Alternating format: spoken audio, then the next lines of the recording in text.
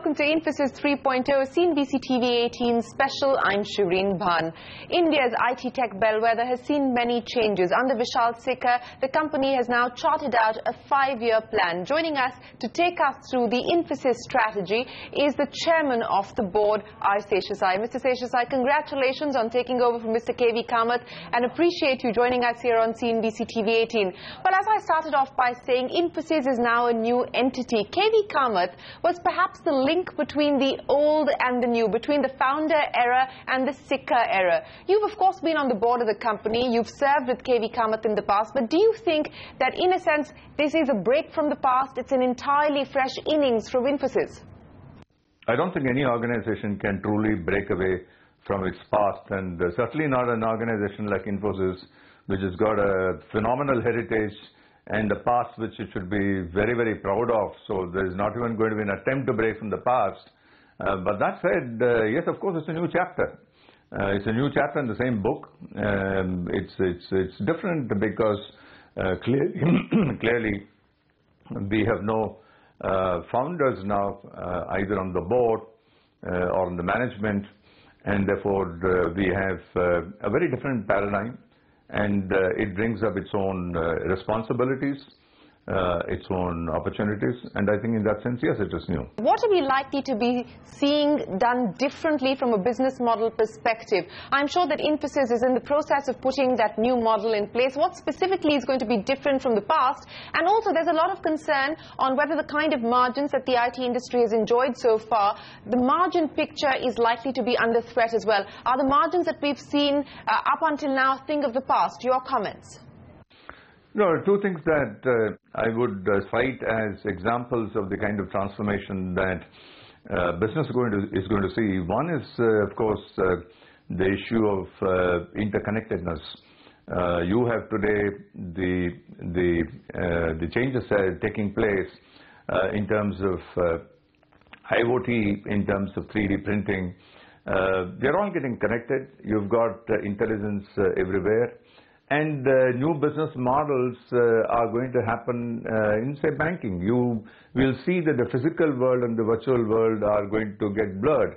If I take banking industry, I can't now figure out whether the payment bank, the leadership in payment bank will come out of a software platform, a digital platform, or is it going to come out of a traditional bank? Are these services going to be in separate buckets, or they're going to get blurred? How will the customer experience the bank now in a virtual world? These are very, very different kind of paradigms that we are getting into, and it's happening very rapidly in banking.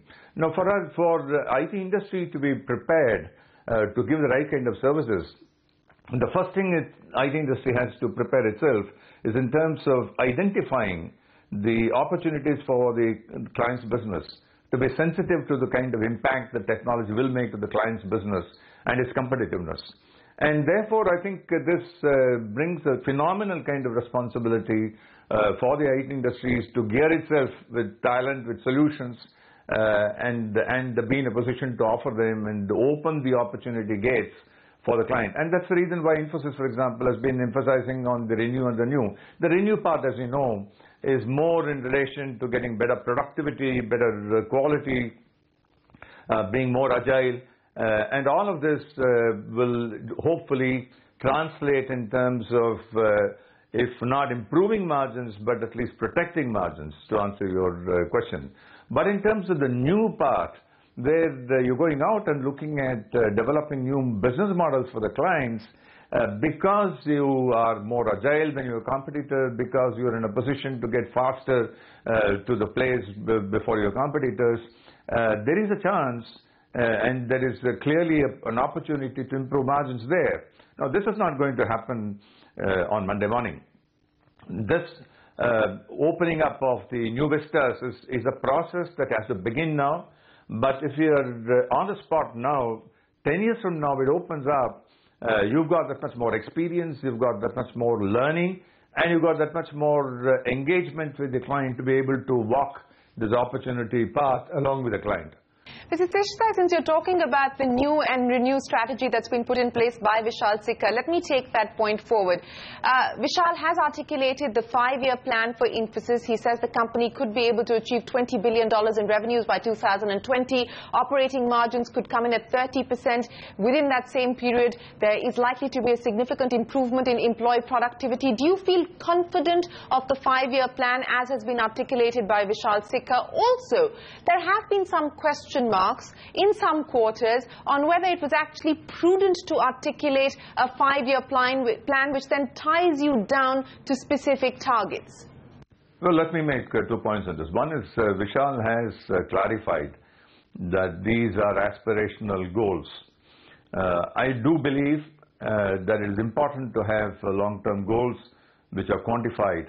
And these are not really 20-year goals. These are 5-year goals. And I think it's important to quantify these in order to bring a sense of purpose and clear visibility of the goalpost for the organization. And let me say that the board has deliberated on these. The board has had extensive engagement on this with the management and is fully supportive of the strategies that Vishal has been articulating to reach these goals. But that said, I know that these some of the doubts that you expressed are there. Whether you could raise up to this target at a CAGR which is 18-19% as compared to the last 3 years. But let's remember one thing. Let's remember that this company has had a 33-year, 34-year history of growing upwards of 20-25%. It's a blistering pace, as it has said, and it's done this consistently over several decades.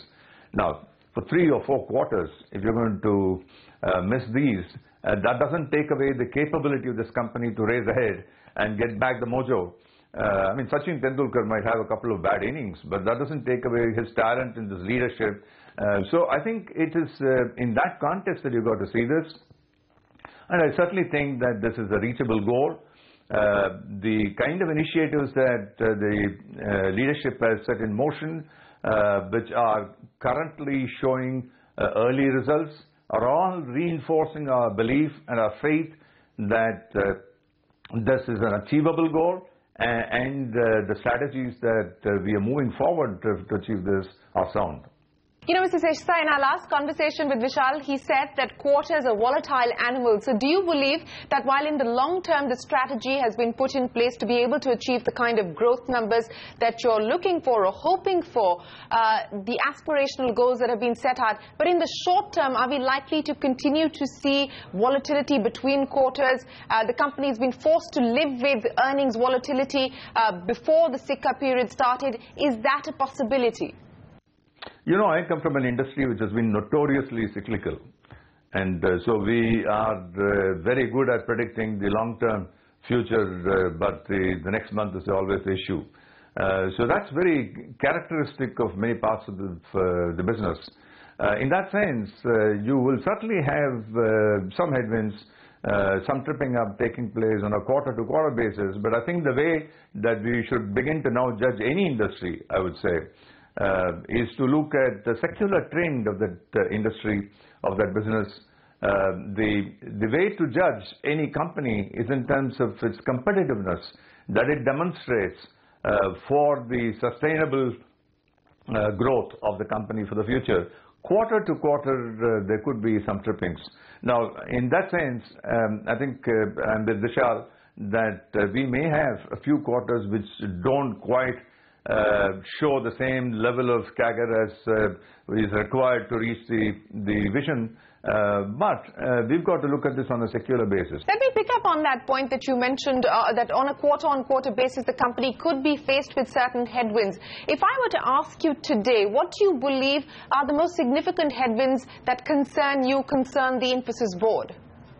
There are a couple of things which I think any IT company will face in the short term. And one is to do with the availability of the right talent. We would quite often face the situation, because of the volatility of the market, that certain skills are required in the short term, this month, this quarter, and we don't have the bench with those skills. and therefore we could probably let go of some of these opportunities or not deliver in the skills that are required in time. And these are things which have immediate impact.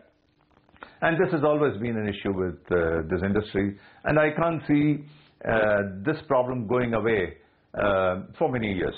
And that's to do with the fact that the landscape is changing and the skill requirements is changing rapidly, and the skill development has its own lead time, and therefore this is going to happen. But we are putting in place a number of initiatives to reskill our workforce, to make sure that our forecasting processes are in shape, that we are able to get a more definitive kind of a view in terms of what skills are required by who and when, in which geographies and so on. So I think these will certainly mitigate the problem. That's one risk. The second is the fact that you've got in these economic cycles, and because of the kind of pressures that businesses face, clients face in quarterly earnings, the decision to take on a particular initiative for, let's say, a BPO initiative or an initiative for redesigning the system sometimes tend to go from one quarter to another quarter depending on the client's own pressures in their P&L and balance sheet. And that could pose some problems. But these are things which will get evened out over an annual cycle. It's time for us to take a break, but when we return, we continue our conversation with R. SHESHASAYEE, the chairman of the Infosys board.